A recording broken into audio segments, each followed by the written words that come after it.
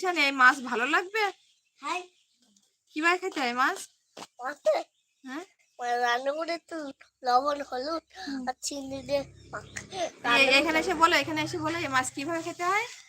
এই মাছ কেমন খেতে হয় আটটু আটটু ভালো বলো, তুমি শুনে এসো আটটু। তাহলে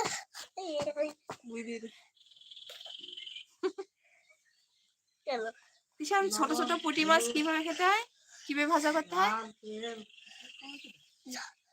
ঝাল তেল দিতে হবে, ঝাল আর তেল দিলাম, আর তারপরে লবণ দিতে হবে, লবণ, তারপরে হলুদ, হলুদ, তারপরে মাখাইয়ে। ধন্যবাদ। তো তোমার নামটা কি অবশ্যই একটু জানাও। আমার নাম তোমার নাম না, কার নাম তোমার নাম বলো, বলো সবার আমার সামনে বলো। নাম হ্যাঁ, বিশাল মন্ডল। তোমার নাম তিশান মন্ডল। তা সুন্দরভাবে বলো, এখানে বসে বলো। হ্যাঁ, সুন্দরভাবে দেখে ওইদিকে তাকিয়ে